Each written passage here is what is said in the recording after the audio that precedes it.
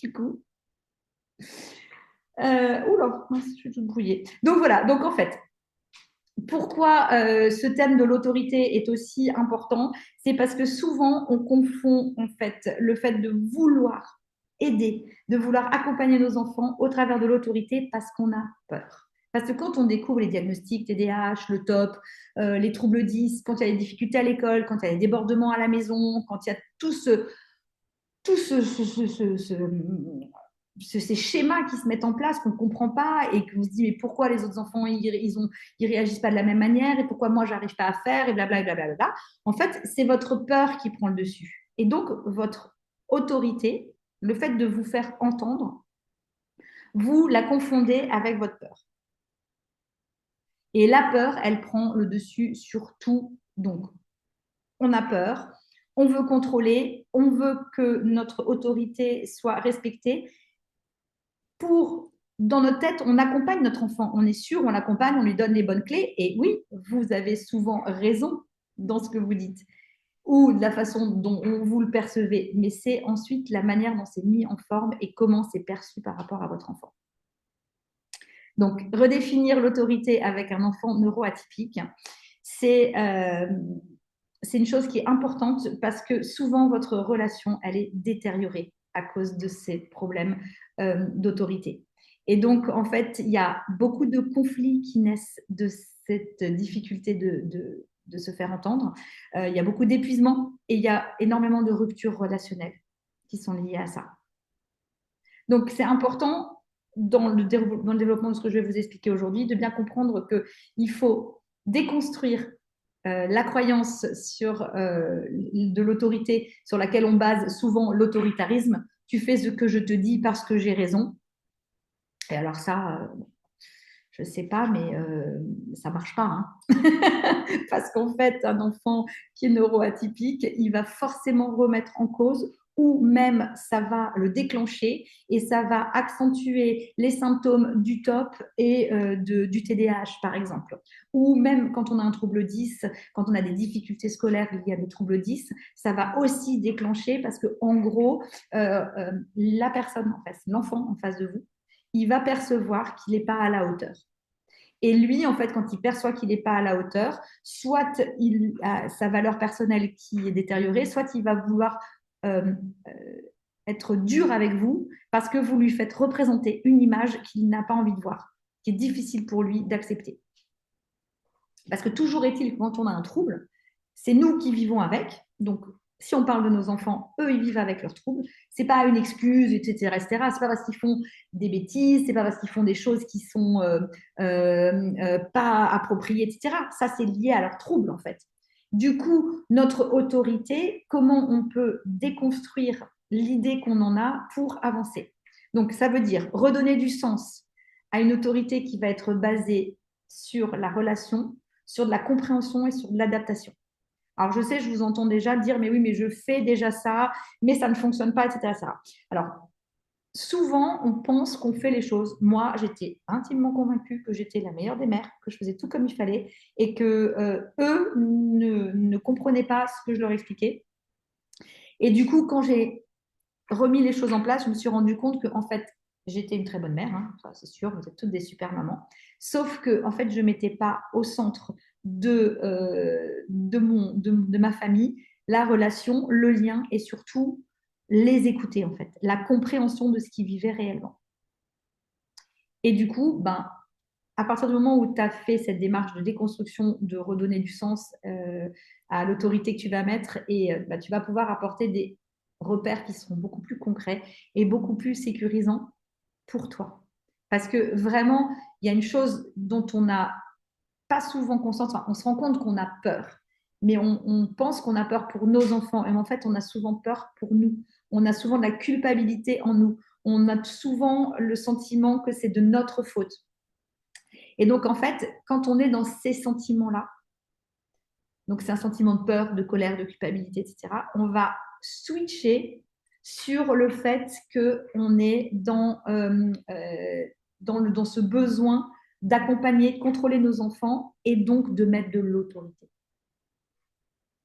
Est-ce que vous voyez le décor que je suis en train de planter. Est-ce que ça vous parle? Est-ce que vous vous sentez concerné par ce que je dis?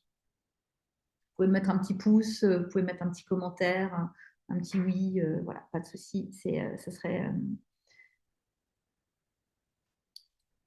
tout à fait. Ah, bah alors, Mélanie, génial, parfait, c'est cool. Et les autres, je ne sais pas, mais en tout cas, s'il y a une personne qui comprend déjà, c'est bien. En tout cas, qui voit ce que je veux dire. Donc, je rigole. Merci les filles, je vous taquine. Donc, voilà, je pense que la première étape donc, de la déconstruction des croyances, c'est que, en fait, on pense que quand on est écouté, quand on a notre autorité, on est un bon parent. Donc, en fait, il faut bien se rendre compte que ça, c'est une généralité qu'on entend autour de nous parce que, évidemment, soyons clairs, ça vient aussi chahuter notre ego parce que l'environnement nous fait bien comprendre qu'on est nul, qu'on n'arrive pas à poser notre autorité et que si tu faisais plus, si tu n'écoutais pas tant ton enfant, il ferait blablabla. Bla, bla, bla, bla. Bon, alors tout ça, ceux qui me connaissent, ils savent, c'est bullshit, on s'en fout de ce que racontent les autres. En revanche, c'est vrai que ça nous affecte. Donc, on voit les autres qui sont autoritaires.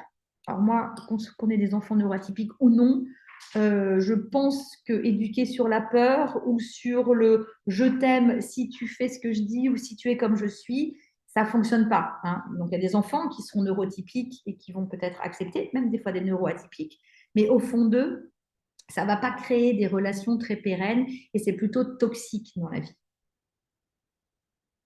Donc, qu'est-ce qu'on peut se dire en fait que la croyance de l'autorité, elle est profondément ancrée dans les schémas éducatifs. Vous avez dans les schémas éducatifs vraiment ce rapport à l'autorité. Donc, comme je vous l'ai dit, c'est souvent la peur, le jugement social, l'envie de bien faire qui nous pousse à avoir ce type de comportement. Et on sait que, en fait, avec les enfants neuroatypiques, et c'est pour ça que vous êtes là, c'est que ça s'effondre en fait parce que ça ne fonctionne pas. Et beaucoup, beaucoup de votre fatigue, de votre épuisement physique et mental vient de là. Parce que vous avez le sentiment que vous n'êtes pas respecté, que vous n'êtes pas comprise à votre juste valeur et que l'éducation que vous donnez à vos enfants n'est pas suffisante parce que pas assez autoritaire. Donc ça ne fonctionne pas en vrai. Ça ne fonctionne pas parce que vous n'avez pas la possibilité en fait de vous faire entendre. Mais en fait, c'est faux parce que du coup, vous vous retrouvez face à des enfants qui, eux, ont besoin de liens, qui, eux, ont besoin de compréhension. Et le fait d'être autoritaire, ça abîme votre lien, ça abîme votre lien à vous-même en tant que maman, enfin, d'être dérégulé dans votre autorité, de vous sentir dérégulé dans votre autorité. Ça abîme votre lien à vous en tant que maman, votre confiance, et ça abîme aussi le lien avec vos enfants. Donc, pour moi, le plus important, c'est que vous compreniez que vous devez déconstruire cette croyance et que vous vous posiez la question de la qualité de lien que vous voulez entretenir avec vos enfants. Même si elle est difficile, même si elle est difficile, cette qualité de lien, même si elle est difficile à créer et à constituer. Parce qu'en fait, c'est là où on se retrouve souvent en frottement, c'est qu'on a bien conscience que cette qualité de lien, elle est difficile à constituer. Parce qu'il y a le trouble, parce qu'il y a les difficultés, parce que ce sont des enfants qui sont en construction et parce que leur cortex préfrontal et enfin tout ce que j'ai déjà pu vous expliquer lors d'autres conférences ou sur les réseaux, c'est qu'ils ont un développement différent, le cerveau fonctionne différemment et donc ça, il faut l'accepter à 300%, à 3000%. Et c'est souvent là où, en fait, où il y a le frottement. Donc, comment on peut clarifier l'autorité et l'autoritarisme? Donc, désolé, Scren, que tu doives partir en urgence. Ce sera pour une prochaine fois pour la suite. Alors, comment on fait la différence entre autorité et autoritarisme? Donc, vraiment, dans un premier temps, posez-vous la question de comment vous pouvez dégommer vos croyances sur l'autorité.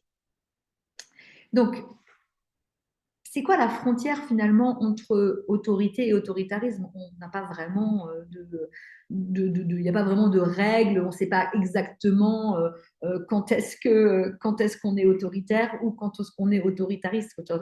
Moi, en fait, ce que je vous expliquais avant, moi, mes enfants, ils me prenaient pour un despote. Et ils ne savaient pas comment me le dire, c'était trop compliqué. J'avais tellement d'autorité, parce que j'avais tellement de peur derrière, que en fait, j'étais ultra despotique.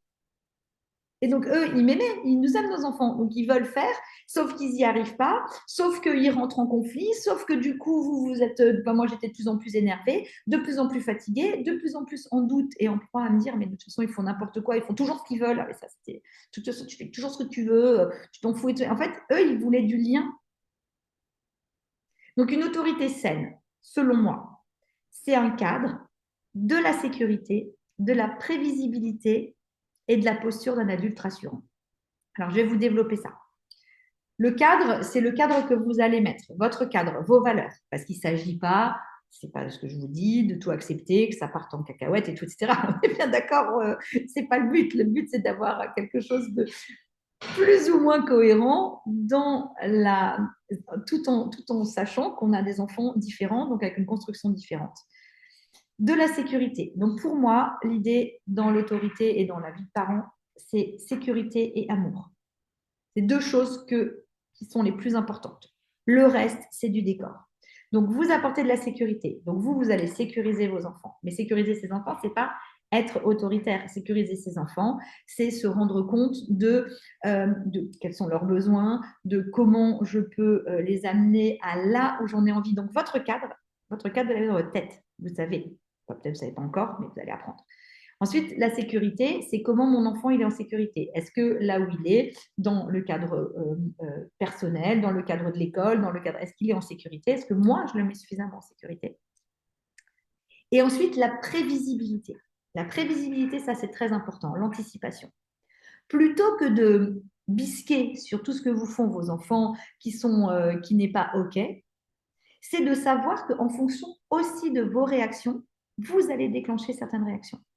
Et quand lui, il est déclenché, ou quand lui, il est déclenché, mais pas par vous, par autre chose, vous allez avoir en fait un système réactionnaire qui est toujours le même et qui va créer les conflits et qui va créer le fait que vous ne vous sentez pas à votre place. Donc, prévisibilité et anticipation, c'est hyper important. Ce qui a tout changé chez moi, c'est ça, c'est que j'ai plutôt observé qui était mon enfant, comment il réagissait et comment moi je pouvais donc adapter ma posture d'adulte. Et en fait, à partir de ce moment-là, à partir du moment où j'ai mis ces choses en place, j'ai vu en fait que mon enfant, il pouvait changer ses réactions parce que moi, je changeais les choses. Je changeais le cadre, je changeais la prévisibilité, je changeais ma posture et je mettais une autre sécurité. Parce que à l'inverse, l'autoritarisme, donc ça c'était la moi d'avant, elle était dans le contrôle à mort, mais alors aucun lâcher prise, hein, zéro, que dalle. Dans le rapport de force constant, dans la rigidité, c'était comme ça et pas autrement. Pas de souplesse, rien du tout. Et dans la culpabilisation. Tu me fais du mal, tout ça c'est ta faute. Qu'est-ce que j'ai fait pour avoir un enfant comme ça? Enfin, j'ai été odieuse. Ne pensez pas que ce que vous vivez, je ne l'ai pas vécu. Et encore des fois, je me ressaisis, je me dis, punaise, c'est pas possible. Vous voyez, c'est parce que c'est chaud, parce que c'est chaud. Mais à partir du moment où j'ai décidé de passer à autre chose, c'est-à-dire de me voir moi en tant qu'adulte, c'était ma posture, mes façons de réagir. Eux, ce qu'ils m'ont reproché très clairement, c'est le fait que j'étais extrêmement contrôlante et extrêmement rigide. Parce que ce contrôle, il me rassurait à fond la gamelle. M'empêchait de sombrer. Ça m'empêchait de sombrer, mais en même temps, je sombrais quand même. Donc, c'était pas cool. Donc, c'est très important de clarifier la frontière entre l'autorité et l'autoritarisme. Faites, moi, tout ce que je vous donne comme petits tips, comme aide, vous les mettez à votre sauce familiale. C'est important de le mettre à votre sauce familiale. Vous n'êtes pas Virginie, vous êtes vous-même avec vos propres cadres, avec vos propres valeurs de référence, avec des enfants qui ont leurs particularités, mais également leur caractère. Donc, c'est très important. Mais tout ça, c'est vraiment vous poser un cadre pour vous de l'autorité saine. Et vous l'appliquez à vous-même et vous verrez que ça se transmet aux enfants. Donc, parce que quand on est trop contrôlante chez les enfants neuroatypiques, ça provoque des blocages et ça provoque des crises, voire ça intensifie le comportement oppositionnel. Et ce comportement oppositionnel qui est souvent en eux, nous, on l'assimile à de la provocation. Donc, comme on se sent provoqué, on augmente la couche pour pouvoir monter notre autorité, n'est-ce pas? Parce que pourquoi nous, en tant qu'adultes, on devrait être provoqués par des enfants? C'est pas logique, puisqu'on a nos croyances éducatives. Vous voyez la boucle, comment elle fonctionne en nous. Et du coup, c'est grand conflit. Quand vous rentrez en conflit, vous déclenchez des crises chez vos enfants, ou ils vont déclencher des crises parce qu'ils vont avoir de la sensation de rejet, d'abandon, d'incompréhension, et vous vous retrouvez dans ce qu'on connaît très bien, un gros gloubi-boulga pénible dans lequel on n'a pas envie de vivre et qu'on a envie de mettre à la poubelle. Et du coup, on est frustré, on est vexé, et donc on augmente encore d'un cran notre contrôle et notre autorité. Et on ne se rend pas compte qu'on a généré. Donc, on n'a pas été dans la posture d'anticipation ou de prévisibilité. On a généré quelque chose qu'on ne voulait pas. Je ne dis pas que c'est parfait et qu'il n'y a plus de crise. Attention, on est bien d'accord. Je dis juste qu'aujourd'hui, par rapport à cette posture, ça a largement minimisé les crises. Il y en a toujours, et parce qu'il y a toujours d'autres déclencheurs que nous, hein, en dehors de ça.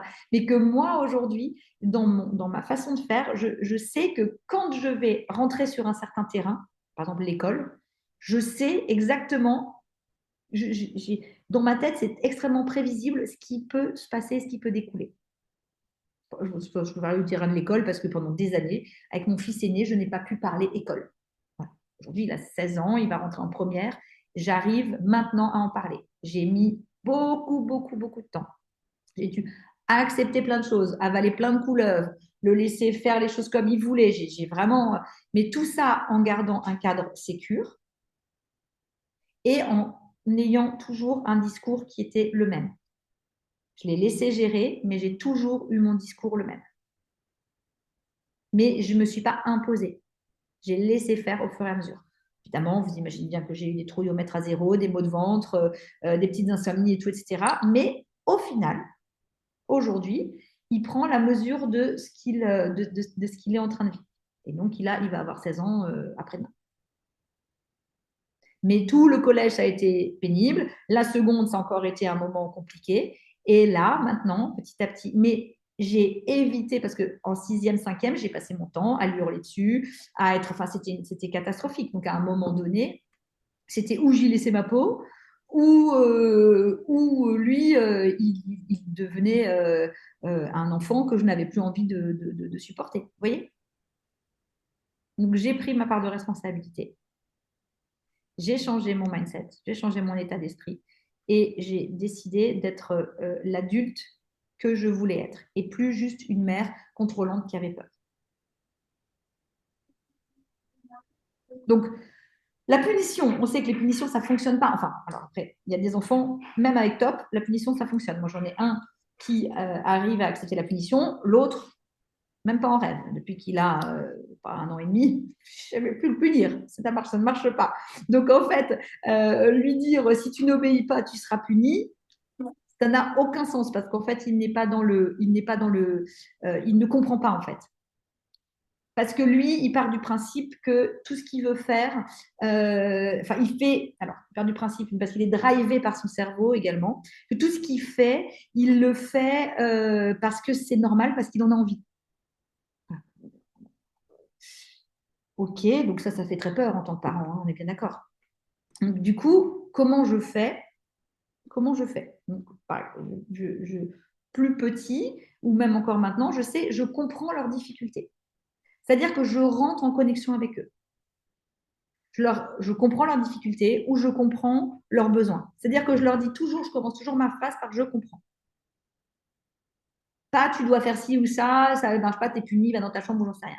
Je comprends que ça c'est difficile pour toi, je comprends pourquoi tu réagis comme ça, je comprends. et voilà ce qu'on peut faire ensemble. Est-ce que tu es OK qu'on fasse ça? C'est-à-dire que là, je vais vous raconter un truc. Cette nuit, je me suis réveillée à 3h30. Mon 13 ans, qui était censé avoir, bon, je parle peut-être de lui, il ne s'est jamais pu punir, hein, n'est-ce pas, qui était censé dormir, je suis descendue, je l'entendais parler. En fait, il était devant sa console. Alors, ces derniers jours, j'ai beaucoup de travail, je suis rentrée. Je ne me suis pas trop préoccupée de lui. Et du coup, il est devant sa console. Et donc, je suis rentrée dans la chambre, il est semblant de dormir. Ha, ha, ha. Donc, je lui ai dit, bah, écoute, je t'ai entendu parler. Donc, il s'est réveillé. Donc, je lui ai dit, écoute, bah, tu sais, je te laisse tout. Normalement, tu déposes tout, tu le fais d'habitude. Là, tu ne l'as pas fait. Ça fait 3 fois, ça fait 3 soirs de suite. Je lui ai dit, bah, écoute, là, je ne peux rien faire. C'est à toi de voir. Je comprends. Je comprends ce que tu vis. Je comprends ce que tu vis.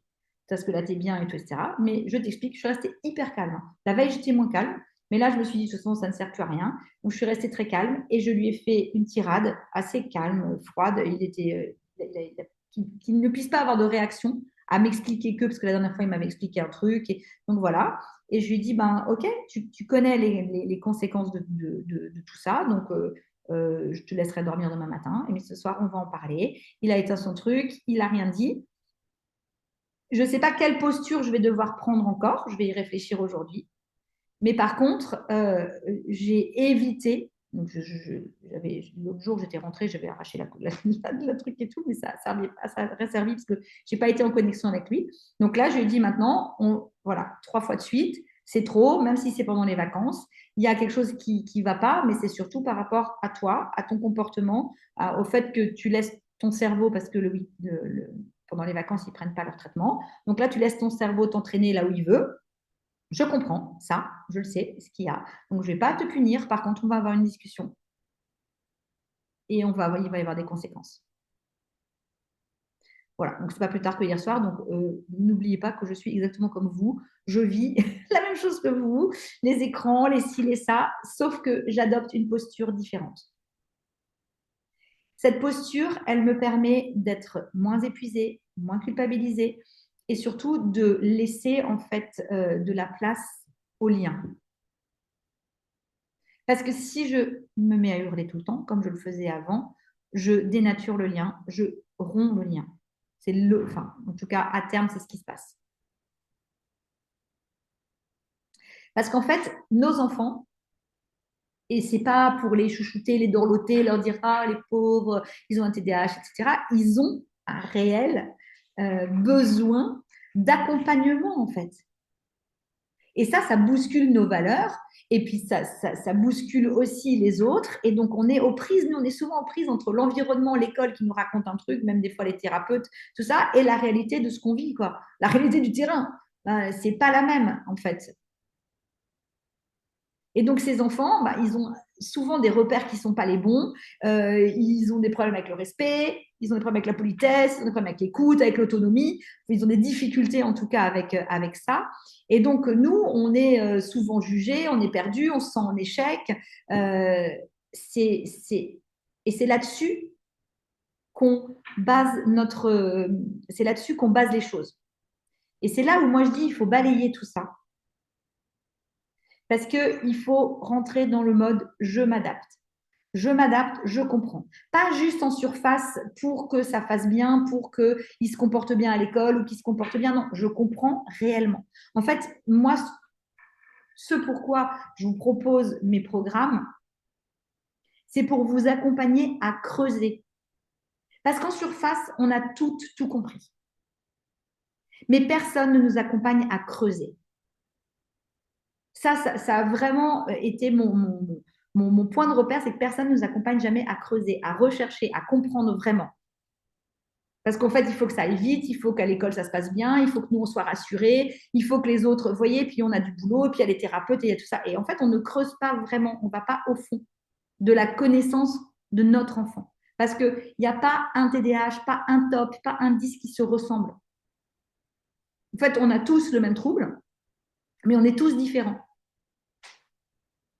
Et dans toute la complexité de tout ça, on a nos propres caractères, c'est très subtil en fait.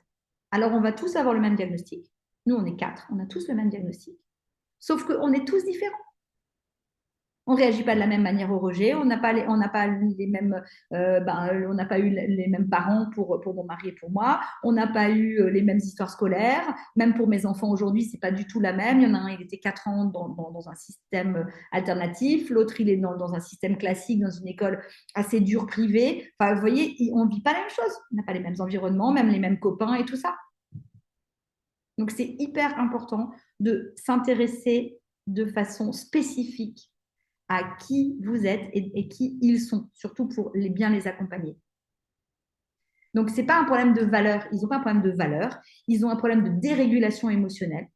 Ils ne savent pas. On est arrivé en vacances. Gabin, d'un coup, il a parlé, il a commencé à raconter des trucs aux gens. Tu ne sais pas pourquoi, parce qu'il avait une excitation, il y avait des jeunes et tout. Il a pensé que c'était une bonne façon de se mettre en mouvement. Et bon, son frère m'a dit, écoute, il a dérapé. On a tout de suite repris le truc. Il m'a dit, oui, je ne sais pas ce qu'il m'a pris. Et boum, on est reparti dans la chose. Mais en fait, parce qu'on sait s'observer de qui on est. Et pas, il a mal fait, il s'est mal comporté, etc.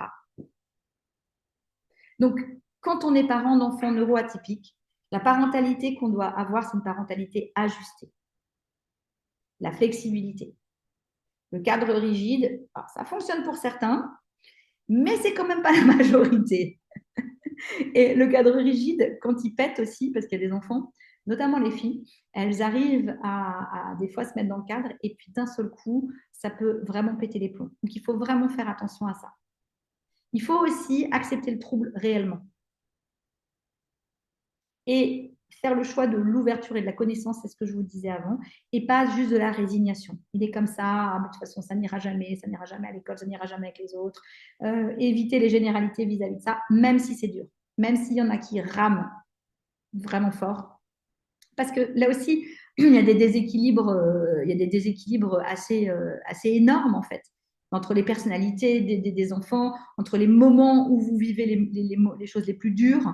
Il y en a, ça va être à l'école maternelle, il y en a, ça va être au collège, il y en a, ça va être au lycée, il y en a, ça va être post-bac ou post. Enfin voilà, il y a des enfants qui ça va très très mal se passer à l'école et puis qui vont rentrer dans le milieu professionnel et ça va hyper bien se passer. Vous voyez, il y a pas c'est pas linéaire en fait, il n'y a pas de règle. Il faut vraiment, vraiment, vraiment essayer de pas se résigner sur le fait ah ben, il fera jamais d'études alors ça va pas aller. Moi j'en connais plein. C'était la ramasse à l'école, ils ont redoublé 2 fois, ils ont fait et qui en fait ont des carrières de fous parce qu'en fait c'était le cadre qui n'était pas ok, c'était la compréhension qui n'était pas ok, c'était la maturité qui n'était pas encore là.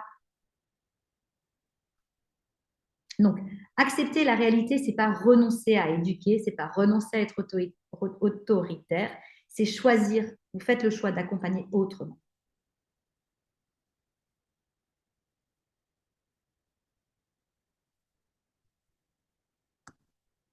Ça, c'est vraiment important et c'est vraiment dans les accompagnements que je vous propose, c'est vraiment là où je vous emmène en fait.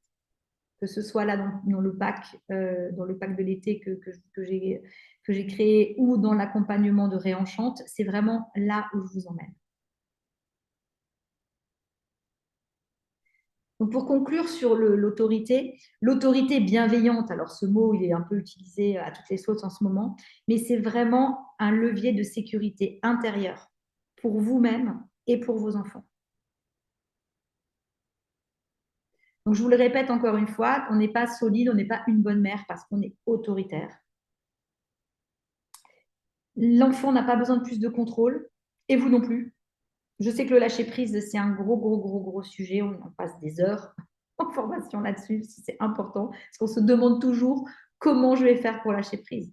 C'est pas possible. Parce que tout ça, on le fait par amour pour nos enfants. En fait, les relations, elles sont peut-être des fois conflictuelles, difficiles et tout ce qu'on veut, mais c'est parce qu'on est en amour pour nos enfants. On ne met pas l'amour au bon endroit parce qu'on le met dans le contrôle et dans la peur. Mais si vous êtes juste dans l'amour, dans vraiment je veux accompagner, je veux t'aider, je lâche le contrôle, je lâche la peur, parce que ça, voilà, c'est trop des fois, enfin, c'est difficile à faire.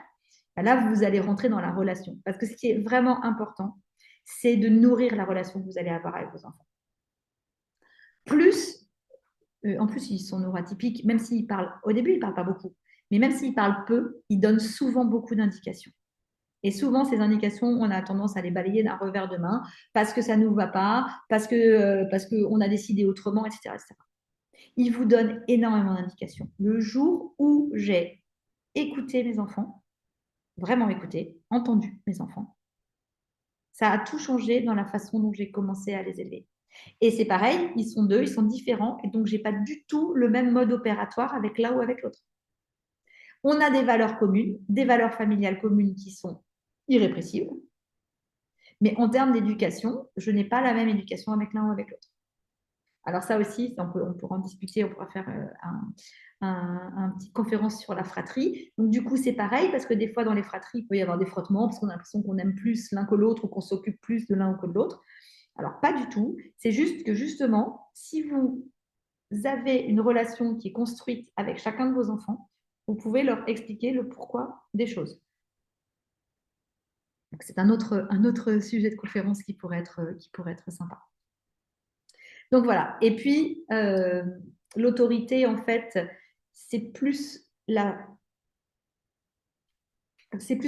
pour moi, l'autorité, c'est plus la capacité à ce qu'on a à tenir le cap de l'entretien du lien. Nourrissez votre lien, entretenez votre lien et soyez des enquêteurs de qu'est-ce qui se passe réellement à l'intérieur de vos enfants. Parce qu'en fait, si on revient au démarrage de l'autorité, c'est vouloir imposer quelque chose parce qu'on pense que c'est la meilleure des choses pour la personne en face de nous, notamment nos enfants. Donc, quand vous êtes en entreprise, l'autorité, c'est votre chef. Votre chef, il décide de faire quelque chose parce qu'il pense que, ou votre patron, parce que c'est une petite entreprise, parce que c'est la meilleure chose pour l'entreprise. Vous voyez? Nous, en fait, l'autorité, c'est la même chose. C'est ce qu'on pense. Sauf que nos enfants, eux, ils n'entendent pas de cette oreille-là et ils ne comprennent pas toujours notre autorité. Parce que ça aussi, c'est pareil. On a des êtres en construction, on n'a pas des mini-adultes. Donc, des fois, ils ne comprennent même pas ce qu'on leur dit réellement. Et puis, comme ils ont leur cerveau qui mouline différemment, ils interprètent les choses. Donc, quand vous dites quelque chose, c'est aussi important de valider ce que vous avez dit. Parce que moi, le nombre de fois où j'ai dit quelque chose et on m'a dit oui, mais pourquoi tu m'as dit ça? Je dis, j'ai pas dit ça. Donc, que le cerveau TDAH, il a analysé ou entendu quelque chose qui n'était pas le bon.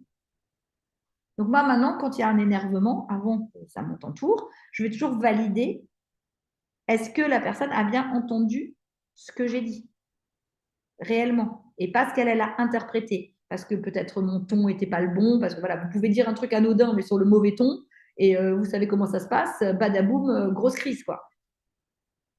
Donc, si c'est du coup, parce que la personne a entendu ce que j'ai dit, mais qu'elle a été affectée par mon ton, je peux revenir derrière en disant, ce n'était pas le ton que je voulais employer, je suis désolée, mais par contre, la phrase, elle signifie ça. Est-ce que tu es OK avec ça? OK. Pas OK, on discute. Mais des fois, vous déclenchez des choses juste parce que vous avez voilà, pas eu la bonne attitude, pas eu le bon ton, pas dit au bon moment. Ah oui, ça n'a pas été dit au bon moment. Vous voyez tout ce genre de choses, quoi.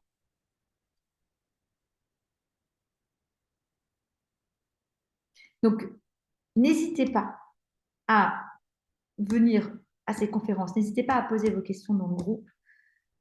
Le pack qui est là aujourd'hui, proposé à 47 € pour tout l'été, il y a vraiment de quoi vous poser des questions, vous faire avancer sur toutes ces questions-là.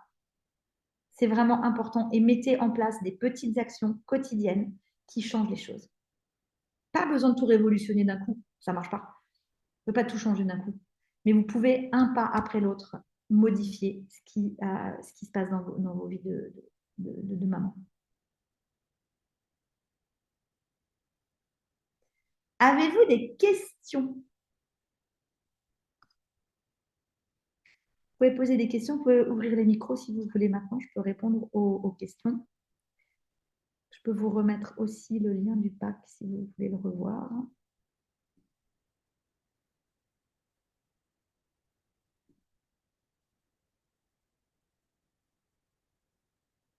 Je vous écoute.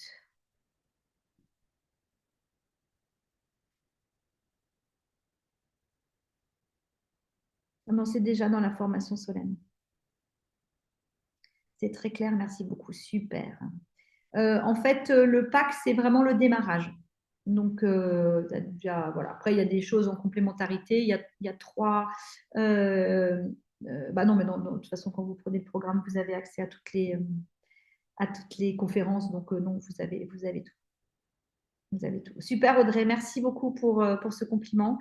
Et mais j'espère que ça vous aide réellement, que vous avez vraiment une autre perception des choses et de comment vous pouvez modifier votre relation avec vos enfants et avec votre famille. On a accès, le pack, il est accessible à vie. En fait, une fois que vous l'avez, il est accessible à vie pour que vous puissiez en fait continuer à travailler dessus. Et il y a il y a il y a le starter pack avec une dizaine ou une douzaine de vidéos avec pas mal de tips pour la vie quotidienne et puis un cahier d'exercices. Il y a un atelier justement pour apprendre à lâcher le contrôle, à mettre toutes ces valeurs en place, etc. Et puis, il y a des conférences que j'ai réalisées durant la première partie de l'année, qui sont une sur les devoirs, une sur le top et la troisième sur l'autonomie. Voilà, donc tout ça, c'est dans le pack. Et puis pour l'été, il est à 47 euros. Donc c'est vraiment un cadeau pour que vous puissiez faire vos cahiers de vacances pendant l'été. Et puis en septembre, il va y avoir une nouvelle cohorte qui va ouvrir pour le grand programme qui s'appelle Réenchante ta vie de maman. Mais voilà, donc ça, c'est les festivités. Je vous mets le lien là si vous voulez. Attendez, il faut que je le retrouve. Je ne sais plus où je l'ai mis. Je l'ai pas. Enfin, si ça vous tente, hein, vous pouvez le récupérer. Sinon, il est sur le groupe. Mais tac, tac. Et puis, ah oui, ce que je voulais vous dire aussi, c'est que ça fonctionne aussi si vos enfants, ils sont au potentiel, ils sont 10, trouble 10, etc., quoi. C'est pas du tout. Ah mince, je vais pas faire autre chose. Excusez-moi. Donc voilà, vous avez vraiment de quoi. Ah, je mets le lien. Paf, vous l'envoie. Alors, qu'est-ce que vous posez comme question? Euh, Mon fils s'amuse à me dire, allez, dépêche-toi, ramasse ça. Sur auto-terrain. Ah oui, oui. Il me demande d'arrêter et je continue. Il me dit que c'est pour plaisanter. Ça me met hors de moi. Oui, alors, effectivement, la provocation, elle est importante chez nos enfants. Qu'ils aient un top ou qu'ils n'en aient pas d'ailleurs, hein, parce que même avec un TDAH, il y a quand même souvent de la provocation. En fait, c'est une façon de s'amuser avec nous pour voir jusqu'où on peut aller. L'humour est très, très, très important dans ces cas-là. Parce que, en fait, ne prenez pas les choses personnellement. En fait, ce ne sont jamais des attaques personnelles. Donc, prenez les choses avec humour et apprenez vraiment à ne pas prendre les choses personnellement. Ça, c'est un levier qui est absolument indispensable à nous en tant que mère et en tant que parents d'ailleurs. Parce qu'en fait, cette provocation, ça fait partie d'eux. C'est parce qu'ils sont en construction, ils provoquent. En fait, comme le cortex préfrontal ne se développe pas de la même manière, ils ont des réactions qui sont souvent euh, euh, d'un âge un peu inférieur. Alors, c'est très compliqué parce que c'est très paradoxal. En tout cas, moi, c'est ce que j'ai vécu. Vous pourrez me dire si ça n'est pas. Mais moi, je vis avec des enfants qui ont une pensée et des conversations qui sont des fois bien au-delà de leur âge et en même temps des réactions et des comportements qui sont bien en dessous de leur âge. Donc, ce truc de disharmonie, c'est extrêmement compliqué pour nous en tant que parents parce que ça nous crée des frottements. On est bien d'accord, ça crée des frictions. C'est pas terrible. Donc, du coup, il faut ne pas prendre les choses personnellement et de se rendre compte que ça fait partie de son évolution. Donc, en fait, c'est pour plaisanter. Donc, tu peux lui dire très bien, bah, écoute, je comprends que ce soit pour plaisanter, juste que moi, ça ne me fait pas tout à fait rire. Et après, de lui dire des fois en parallèle, de lui faire un parallèle avec ce que peut-être toi tu fais et comment lui il réagit. Mais c'est important de vraiment, vraiment, vraiment, ça, je le répète souvent, sans cesse, ne prenez pas les choses personnellement. Parce que ça vous affecte trop. Comme quand ils vous disent des choses, enfin, ils sont odieux, hein, des fois, ils disent des choses vraiment désagréables, il y a des insultes, ça peut aller des fois très, très loin. Ne prenez pas les choses personnellement. Et acceptez les excuses, demandez réparation, acceptez les excuses. Et soyez dans la compréhension. C'est vraiment important. Parce que vouloir être autoritaire, ça voudrait dire qu'on n'accepte pas les excuses, on punit, que c'est inacceptable, toutes ces choses qu'on peut se dire, c'est inacceptable, tu ne devrais pas, blablabla. Oui, ça n'est pas acceptable, mais oui aussi, c'est ce qu'on vit. Et oui aussi, c'est notre rôle de les amener là où il faut aller par rapport à ça. Donc ne prenez pas les choses personnellement. Les autres vont le faire, vont s'en charger, la famille, des fois les amis, l'école, tout ça. Mais vous ne le faites pas. Vous êtes le pilier central de vos enfants. Ils ont besoin d'avoir votre confiance à 3000%. Parce ils savent qu'ils ne font pas les choses appropriées, ils savent qu'ils n'ont pas les comportements appropriés. Ils le vivent et ce n'est pas simple pour eux. Pas simple pour nous, mais c'est prioritairement pas simple pour eux. En plus, dans les contextes actuels, je trouve que c'est vraiment difficile parce que on est dans un monde moderne avec des éducations et une école qui est à côté de la plaque, quoi. Donc, pour eux, ils vivent en 2025. Ils n'y peuvent rien. Ils ne vivent pas en 1973, 80, 90. Ils vivent en 2025. Et donc c'est complexe, c'est réellement complexe. Donc c'est vraiment à nous de déjouer toutes ces choses-là. Donc ne prenez pas les choses personnellement. Donc, Solène, si ça te déclenche, c'est qu'il y a un truc en toi qui n'est pas réglé. On pourra en reparler en coaching. Donc, vaut mieux vous prendre quoi si on n'a pas le temps de faire partie d'une cohorte?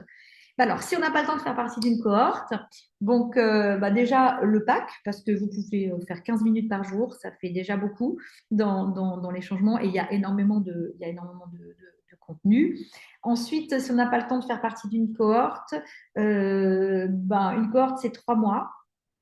C'est 3 mois avec, pareil, du travail personnel avec des modules personnels. Et ensuite, une fois, un coaching de groupe tous les 15 jours, le samedi matin. Donc, voilà, le temps. Et il y a aussi la possibilité de faire le programme hors cohorte, donc en autonomie. Il y a plusieurs formules. Donc, on peut aussi avoir bénéficié du programme, mais sans les coachings de groupe voilà, il y a cette possibilité-là. Mais déjà, le pack de l'été, vous avez déjà beaucoup de ressources. Merci, tout est bien clair. Je vais reprendre la manière dont j'accompagne Elliot et travailler sur ce cadre avec le pack. Génial, Mélanie. Conférence qui ancre bien le soutien dans le changement d'éducation. Oui, parce que souvent, on manque de soutien. Hein, on a cette difficulté à trouver les bons soutiens. Parce qu'on a des gens, on voit beaucoup de thérapeutes, on s'occupe beaucoup de nos enfants. Mais souvent, les thérapeutes, ils ne s'occupent pas des mamans, ils les jugent. Hein, ils ont beaucoup d'avis sur nous, et puis c'est toujours notre faute. C'est de la faute à la mère, parce que si, parce que ça. C'est encore très ancré, ça aussi, d'un point de vue des médecins. Donc, moi, je pense que réellement, vous mettez des boulons et des vis un peu ailleurs, vous changez des réglages. Ça prend un peu de temps, mais en tout cas, ça fonctionne. Et moi, je suis là pour vous amener, pour vous ancrer effectivement dans cette nouvelle voie, parce que je le vis encore quotidiennement et parce que je sais que la transformation, elle est possible puisque je l'ai vécu. Je l'ai vécu, j'étais vraiment au ras des pâquerettes il y a 5 ans. Et aujourd'hui, je vis, même si c'est toujours chaud, je vis beaucoup mieux ma vie de maman. Et c'est un choix qu'on peut faire. Voilà, voilà. Eh ben, je t'en prie, Stéphanie, il n'y a pas de souci. Si tu veux les liens pour regarder pour la cohorte en autonomie, comme tu veux, ce sera avec grand plaisir. Moi, aujourd'hui, j'ai vraiment décidé parce que pour l'instant, j'ai beaucoup travaillé, j'ai donné beaucoup, mais là, vraiment, je suis rentrée dans l'accompagnement. Je suis là pour vous aider. J'ai fait deux sommets, le sommet du TDAH pour les enfants et le sommet du TDAH pour les adultes. J'ai aussi créé maintenant un accompagnement adulte.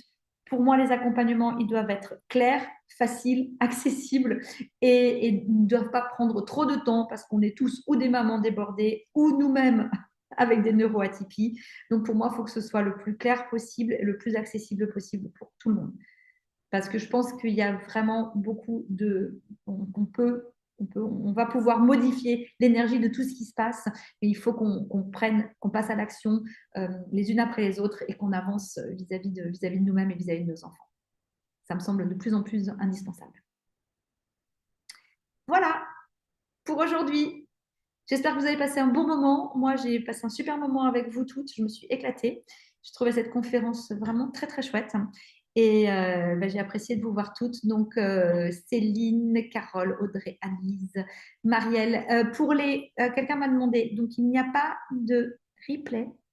En revanche, je vais préparer des packs que vous pourrez avoir acheté avec plusieurs conférences dedans, dont celle-ci pour les mamans qui souhaiteraient. Et pour les personnes qui sont dans les cohortes, vous avez la chance de recevoir les replays, tous les replays à chaque fois. Donc, vous rentrez dans une cohorte, vous aurez tous les replays durant la cohorte. Voilà, je vous embrasse bien fort toutes. Passez un bon mercredi. Bye bye.